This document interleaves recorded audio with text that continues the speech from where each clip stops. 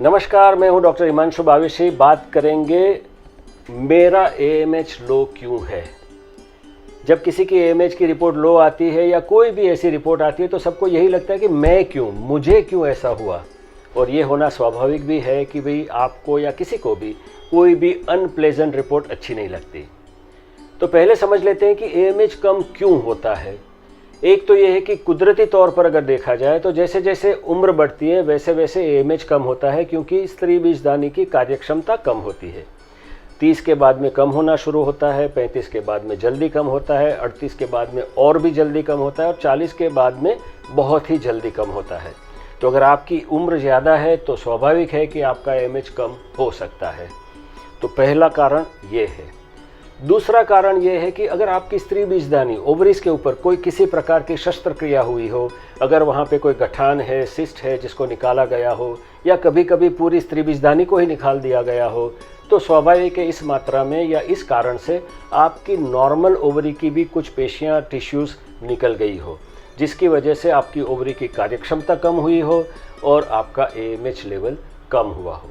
और उसी तरह से अगर आपके पेट के अंदर नीचे के हिस्से में किसी इन्फेक्शन हुआ हो, जिसकी पैथोलॉजी जैसे कि TB का इन्फेक्शन वगैरह, जो वहाँ का ब्लड सप्लाई, खून का परिभ्रमण कम करता है, तो नेचुरली ओवरीज को जो चाहिए, जो स्त्री बीजदानी को चाहिए, उसे मिलता नहीं है, उसकी कार्यक्षमता कम हो जाती है और आपका AMH लो होता है।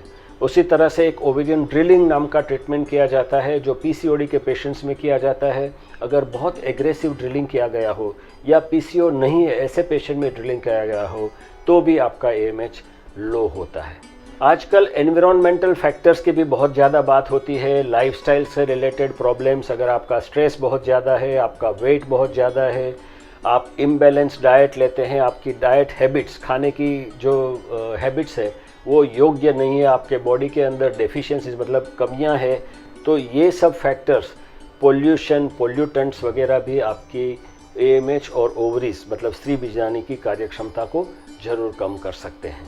इतना कहने के बाद में भी एक बात आपको समझनी है कि ज़्यादातर किस्से में ऐसा कोई ठोस रीज़न, ठोस वजह हमें नहीं पता चलती कि आपका AMH क्यों लो है। और इसमें उसको हम अनएक्सप्लेन कहते हैं, मतलब हमें कोई पक्का रीज़न नहीं मिलता है। ये बात हमेशा हमारी कॉन्फ्रेंसेस में भी चर्चा में रहती है कि भी आजकल हम ऐसे पेशेंट्स क्यों ज़्यादा देखते हैं जो कम उम्र में भी लो AMH का रिपोर्ट, लो ओवेरियन रिजर्व लेके आते हैं। एक बात यहाँ पे ये भी समझने लायक है कि भारतीय स्त्रियों में ओवरऑल AMH थोड़ा लो रहता है। उनके ओवरी का रिस्पॉन्स जब हम स्टिमुलेशन करते हैं तो स्त्री बीज बनाने का जो रिस्पॉन्स होता है वो भी थोड़ा कम ही रहता है कंपेयर्ड टू कॉकेशियंस। तो ये एक चीज़ भी हमें ध्यान में रखनी है। मगर फिर भी AMH लो होने से घबराने की बिल्कुल भी ज़रूरत नहीं है। AMH के बारे में मेरे और भी वीडियोस देखिए। आपको एक अच्छे फर्टिलिटी एक्सपर्ट को मिलने की ज़रूरत होती है। आपकी एक ओवरऑल इवैल्यूएशन मतलब पूरी जांच करने की ज़रूरत होती है। बाकी परिमाण कैसे हैं, बाकी के कोई और फैक्टर्स आपको असर कर रहे हैं कि नहीं, वो देखना होता है। और उसके आधार पर जल्दी से जल्दी आपको अच्छा रिजल्ट मिल सके ऐसी एक ट्रीटमेंट स्ट्रेटेजी मतलब सारवार का एक प्लान आपको बनाना चाहिए, तो फिर आपको सफलता ज़रूर मिल सकती है। कितना भी लो AMH हो, आप अपने बीज से माता पिता अवश्य बन सकते हैं। तो उम्मीद मत छोड़िए, कार्य कीजिए और सफलता प्राप्त कीजिए।